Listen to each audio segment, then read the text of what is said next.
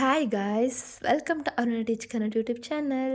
So ಇವತ್ತಿನ ವಿಡಿಯೋದಲ್ಲಿ 30 optional Kannada text book 4ನಲ್ಲಿ ಬರುವಂಥ ಬ್ಲಾಕ್ 1 ಕಾವ್ಯಮೀಮಾಂಸೆ ಇಲ್ಲಿ ಇವತ್ತು ಘಟಕ 6ರ ಬಗ್ಗೆ ನಾವು ತಿಳಿದುಕೊಳ್ಳೋಣ. ಸೊ ಇಂದಿನ ವೀಡಿಯೋಸ್ಗಳಲ್ಲಿ ಘಟಕ 1, 2, 3, 4, 5 ಬಗ್ಗೆ ವಿಡಿಯೋ ಮಾಡಿ ಅಪ್ಲೋಡ್ ಮಾಡಿದ್ದೀನಿ. ಯಾರೆಲ್ಲ ನೋಡಿಲ್ಲ ನೋಡಿ. ಹಾಗೆ ಟೆಕ್ಸ್ಟ್ ಬುಕ್ 3ರ ಬಗ್ಗೆಯೂ ಕೂಡ ನಿಮಗೆ ತಿಳಿಸ್ಕೊಟ್ಟಿದ್ದೀನಿ. ಆ ವಿಡಿಯೋಸ್ಗಳನ್ನು ಕೂಡ ನೋಡಿ, ನಿಮಗೆ ತುಂಬ ಯೂಸ್ಫುಲ್ ಆಗುತ್ತೆ ಅಂತ ಹೇಳ್ತಾ, ಸೊ ಇವತ್ತಿನ ವಿಡಿಯೋ ಕವಿ ಕಾವ್ಯ ಸಹೃದಯ. ಸೊ ಇವತ್ತಿನಲ್ಲಿ ಏನು ತಿಳ್ಕೊತೀವಿ? ಪೀಠಿಕೆ ಕಾವ್ಯ, ಕವಿಯ ಗುಣವಿಶೇಷತೆಗಳು, ಹಾಗೆ ಸಹೃದಯ ಕವಿ ಸೃಷ್ಟಿ ಕಾವ್ಯವನ್ನು ತಿಳ್ಕೊತೇವೆ. ಹಾಗೆ ಈಗ ನಾವು ಪೀಠಿಕೆಯನ್ನು ತಿಳ್ಕೊಳ್ಳೋಣ. So let's start the lesson. First ಪೀಠಿಕೆಯನ್ನು ನೋಡೋಣ. ಕಾವ್ಯದ ಆಕಾರ, ಪ್ರತಿಭೆ ಮತ್ತು ಪರಿಕರಗಳು 8 ಎಂದು ಭಾರತೀಯ ಲಾಕ್ಷಣಿಕರು ವಿವೇಚನೆ ಮಾಡಿದಂತೆ ಕವಿಯ ವಿಶೇಷ ಸಾಮರ್ಥ್ಯವನ್ನು ಕುರಿತು ಭಾರತೀಯ ಲಾಕ್ಷಣಿಕರು ವಿವೇಚನೆ ಮಾಡಿದ್ದಾರೆ. ಕವಿಯ ಶಕ್ತಿ ಸಾಮರ್ಥ್ಯಗಳನ್ನು ಮತ್ತು ಗುಣ ವಿಶೇಷಗಳನ್ನು ಗುರುತಿಸಿದ್ದಾರೆ. ಹಾಗೆಯೇ ಸಹೃದಯ ಎಂದರೆ ಯಾರು, ಅವನಲ್ಲಿರುವ ವಿಶೇಷ ಅರ್ಹತೆ ಯಾವುದು ಎಂಬುದನ್ನು ಕುರಿತು ವಿವೇಚಿಸಿದ್ದಾರೆ. ವಿವಿಧ ಲಾಕ್ಷಣಿಕರು ಅಭಿಪ್ರಾಯದ ಹಿನ್ನೆಲೆಯಲ್ಲಿ ವಿದ್ಯಾರ್ಥಿಗಳು ಮುಂದೆ ಈ ವಿಷಯವನ್ನು ನಾವು ತಿಳಿದುಕೊಳ್ಬೇಕಾಗಿದೆ. ಕವಿ ಎಂದರೇನು? ಕವಿ ಎಂದರೆ ಭಾವನೆಗಳನ್ನು, ಅನುಭವಗಳನ್ನು, ಕಲ್ಪನೆಗಳನ್ನು ಮತ್ತು ಸತ್ಯಗಳನ್ನು ಸುಂದರವಾದ ಪದಗಳ ಮೂಲಕ ವ್ಯಕ್ತಪಡಿಸುವ ವ್ಯಕ್ತಿ. ಕವಿ ತನ್ನ ಮನಸ್ಸಿನ ಒಳಗಿನ ಭಾವನೆಗಳನ್ನು ಕಾವ್ಯದ ರೂಪದಲ್ಲಿ ಹೊರಹಾಕುತ್ತಾನೆ. ಕವಿಯು ಕೇವಲ ಪದಗಳನ್ನು ರಚಿಸುವವನು ಅಲ್ಲ, ಅವನು ಸಮಾಜದ ಮನಸ್ಸನ್ನು ಸ್ಪಷ್ಟಿಸುವ ಶಕ್ತಿ ಹೊಂದಿರುವ ವ್ಯಕ್ತಿ. ಸೊ ಕವಿಯ ಲಕ್ಷಣಗಳೇನು? ಭಾವನಾಶೀಲತೆ. ಕವಿಯ ಮನಸ್ಸು ಸೂಕ್ಷ್ಮ ಭಾವನೆಗಳನ್ನು ಗ್ರಹಿಸುವ ಸಾಮರ್ಥ್ಯ ಹೊಂದಿರುತ್ತದೆ. ಕಲ್ಪನಾ ಶಕ್ತಿ ಅಂದರೆ ಕವಿ ಸಾಮಾನ್ಯ ವಿಷಯಗಳನ್ನು ವಿಶಿಷ್ಟವಾಗಿ ಚಿತ್ರಿಸುತ್ತದೆ. ಭಾಷಾ ಪಾಂಡಿತ್ಯ ಅಂದರೆ ಕವಿ ಪದಗಳ ಆಯ್ಕೆ, ಅಲಂಕಾರ, ಛಂದಸ್ಸುಗಳಲ್ಲಿ ನಿಪುಣನಾಗಿರಬೇಕು. ಸಹಾನುಭೂತಿ, ಇತರರ ನೋವು ಸಂತೋಷಗಳನ್ನು ತನ್ನದಾರಿಸಿಕೊಂಡು ವ್ಯಕ್ತಪಡಿಸುವ ಶಕ್ತಿ ಇರಬೇಕು ಕವಿಗೆ. ಸೃಜನಶೀಲತೆ, ಹೊಸ ಆಲೋಚನೆಗಳನ್ನು ರೂಪಿಸುವ ಶಕ್ತಿಯನ್ನು ಉಳ್ಳವನಾಗಿರಬೇಕು. ಯಾರು?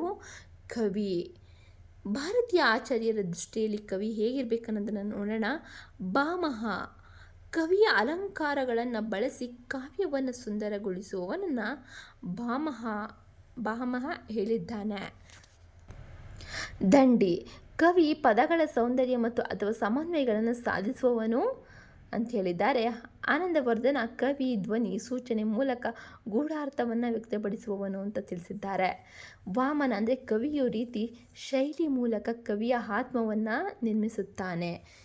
ಕವಿಯ ಪಾತ್ರ ಏನಪ್ಪ ಅಂದರೆ ಕವಿ ಸಮಾಜದ ಕಣ್ಣು ಮತ್ತು ಕಿವಿಯಂತೆ ಅವನು ಸಮಾಜದ ಸಮಸ್ಯೆಗಳು, ಸಂಸ್ಕೃತಿ, ಮೌಲ್ಯಗಳನ್ನು ತನ್ನ ಕಾವ್ಯದ ಮೂಲಕ ವ್ಯಕ್ತಪಡಿಸ್ತಾನೆ.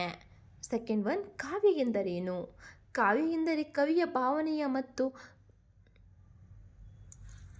ಕಲ್ಪನೆಗಳ ಸೊಗಸಾದ ಪದಗಳಲ್ಲಿ ವ್ಯಕ್ತವಾಗುವ ಸಾಹಿತ್ಯ. ಕಾವ್ಯವನ್ನು ಮುಟ್ಟುವ ಶಕ್ತಿ ಹೊಂದಿದ್ದು ಓದುಗರಲ್ಲಿ ರಸಾನುಭವವನ್ನು ಉಂಟಿಸುತ್ತದೆ. ಕಾವ್ಯದ ಲಕ್ಷಣಗಳನ್ನು ನೋಡೋದಾದರೆ, ರಸ ಕಾವ್ಯದ ಮುಖ್ಯ ಅಂಶ. ಇದು ಓದುಗರಲ್ಲಿ ಭಾವನಾತ್ಮಕ ಅನುಭವವನ್ನು ಉಂಟು ಮಾಡುತ್ತದೆ.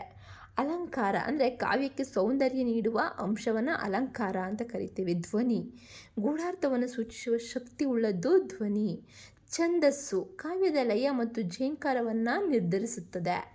ರೀತಿ ಅಂದರೆ ಶೈಲಿ ಅಥವಾ ರೂಪ.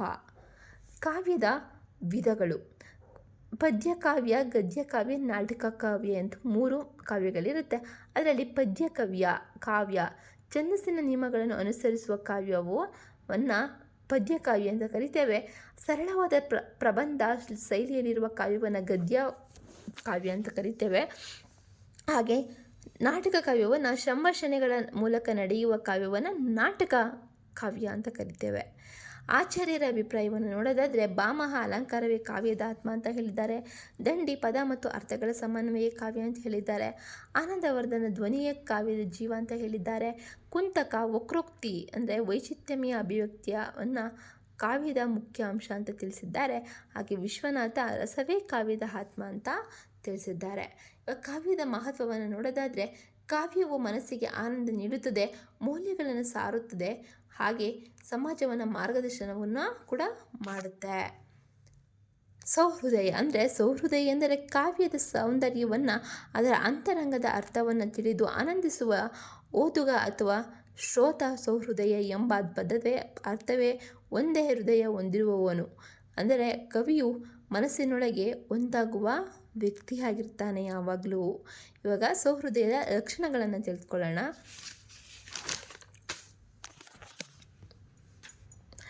ಸೂಕ್ಷ್ಮ ಗ್ರಾಹಕತೆ ಅಂದರೆ ಕಾವ್ಯದ ಒಳಾರ್ಥವನ್ನು ತಿಳಿಯುವ ಸಾಮರ್ಥ್ಯವನ್ನು ಸೂಕ್ಷ್ಮ ಗ್ರಾಹಕತೆ ಅಂತ ಕರೀತೇವೆ. ಹಾಗೆ ಕವಿಯ ಭಾವನೆಗಳನ್ನು ಅನುಭವಿಸುವ ಶಕ್ತಿ ಇರುವವನ್ನ ಭಾವಾನುಭವ ಅಂತ ಕರೀತಾರೆ. ಹಾಗೆ ಸಂಸ್ಕಾರ ಅಂದರೆ ಸಾಹಿತ್ಯ ಜ್ಞಾನ ಮತ್ತು ರುಚಿಯನ್ನು ಸಂಸ್ಕಾರ ಅಂತ ಕರಿತೇವೆ. ಹಾಗೆ ಸಹಾನುಭೂತಿ ಅಂದರೆ ಕಾವ್ಯದ ಪಾತ್ರಗಳೊಂದಿಗೆ ಭಾವನಾತ್ಮಕ ಒಂದಾಗುವುದು. ಸೌಹೃದಯ ಪಾತ್ರ ಅಂದರೆ ಕಾವ್ಯಕ್ಕೆ ಜೀವ ಕೊಡುವವನು ಸೌಹೃದಯ. ಕವಿ ಕಾವ್ಯವನ್ನು ರಚಿಸಿದರೂ ಅದನ್ನು ಪೂರ್ಣಗೊಳಿಸುವುದು ಸೌಹೃದಯದ ಅನುಭವದಿಂದ ಹೇಳಿದ್ದಾರೆ. ಆಚಾರ್ಯರ ಅಭಿಪ್ರಾಯ. ಸೌಹೃದಯನು ಕಾವ್ಯದ ರಸವನ್ನು ಅನುಭವಿಸಿ ಅದರಿಂದ ಆನಂದ ಪಡೆಯುತ್ತಾನೆ. ಆನಂದವರ್ಧನ ಮತ್ತು ಅಭಿನವಗುಪ್ತನ ಪ್ರಕಾರ ಸೌಹೃದಯದಲ್ಲೇ ರಸಾನುಭವ ಸಂಭವಿಸುತ್ತದೆ ಅಂತ ಹೇಳಿದ್ದಾರೆ ಇವರಿಬ್ಬರು. 4th ಒನ್ ಕವಿ ಕಾವ್ಯ ಸೌಹೃದಯದ ಸಂಬಂಧವನ್ನು ನೋಡೋದಾದರೆ ಕವಿ ಮೂವರು ಪರಸ್ಪರ ಅವಿಭಾಜ್ಯವಾಗಿ ಸಂಬಂಧಿಸಿದ್ದೇವೆ. ಕವಿ ಕಾವ್ಯವನ್ನು ರಚಿಸುತ್ತಾನೆ. ಕಾವ್ಯ ಭಾವನೆಗಳನ್ನು ಒತ್ತು ಮುನ್ನಡೆಯುತ್ತದೆ. ಹಾಗೆ ಸೌಹೃದಯ ಕಾವ್ಯಗಳನ್ನು ಅನುಭವಿಸಿ ರಸವನ್ನು ಪಡೆಯಬಹುದು. ನೆಕ್ಸ್ಟ್, ಈ ರೀತಿ ಸಂಬಂಧವನ್ನು ಹೀಗೆ ವಿವರಿಸಬಹುದು. ಕವಿ ತನ್ನ ಮನಸ್ಸಿನ ಭಾವನೆಗಳನ್ನು ಕಾವ್ಯದಲ್ಲಿ ತುಂಬುತ್ತಾನೆ. ಆ ಕಾವ್ಯದಲ್ಲಿ ಸೌಹೃದಯ ಓದಿ ಅದೇ ಭಾವನೆಗೆ ಪ್ರಕ್ರಿಯೆಗಳನ್ನು ತನ್ನ ಮನಸ್ಸಿನಲ್ಲಿ ಅನುಭವಿಸುತ್ತಾನೆ. ಈ ಪ್ರಕ್ರಿಯೆಯೇ ರಸಾನುಭವ. ಇವಾಗ ಕೊನೆಯದಾಗಿ ಸಾರಾಂಶವನ್ನು ನೋಡೋಣ.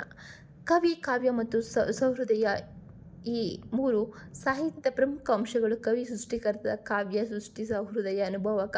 ಈ ಮೂರು ಸೇರಿ ಸಾಹಿತ್ಯದ ಸೌಂದರ್ಯವನ್ನು ಪೂರ್ಣಗೊಳಿಸುತ್ತವೆ.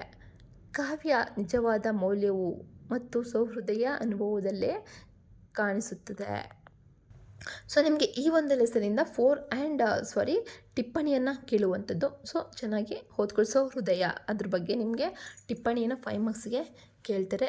ಸೊ ಇದಾಗಿತ್ತು ಇವತ್ತಿನ ವಿಡಿಯೋ. ಇಷ್ಟ ಆದರೆ ಲೈಕ್ ಮಾಡಿ, ಇಲ್ಲಾಂದರೆ ಡಿಸ್ಲೈಕ್ ಮಾಡಿ. ಹಾಗೆ ನಿಮ್ಮಲ್ಲಿ ಒಂದೊಂದು ಲೈಕ್ ನನಗೆ ಇನ್ನೂ ಒಂದು ಪ್ರೋತ್ಸಾಹ ನೀಡಿದಂಗೆ ಆಗುತ್ತೆ. ಸೊ ಇಷ್ಟ ಆದರೆ ಲೈಕ್ ಮಾಡಿ, ಇಲ್ಲಾಂದರೆ ಓಕೆ. ಹಾಗೆ ನಿಮ್ಮ ಅನಿಸಿಕೆಗಳನ್ನ ಕಮೆಂಟ್ ಮೂಲಕ ತಿಳಿಸಿ. ಹಾಗೆಯೇ ಇನ್ನೂ ಹೆಚ್ಚಿನ ವೀಡಿಯೋಸ್ಗಾಗಿ ಸಬ್ಸ್ಕ್ರೈಬ್ ಮಾಡಿ. ಹಾಗೆ ಪಕ್ಕದಲ್ಲಿರೋ ಬೆಲ್ ಐಕಾನ್ನ ಕ್ಲಿಕ್ ಮಾಡಿ ಆಲ್ ನೋಟಿಫಿಕೇಷನ್ ಮೇಲೆ ಕ್ಲಿಕ್ ಮಾಡಿದ್ರೆ ನಾನು ಯಾವುದೇ ಒಂದು ವೀಡಿಯೋ ಅಪ್ಲೋಡ್ ಮಾಡಿದ್ರೂ ನಿಮಗೆ ಫಸ್ಟ್ ನೋಟಿಫಿಕೇಷನ್ ಬರುತ್ತೆ ಅಂತ ಹೇಳ್ತಾ, so see you the next video. Bye. Take care.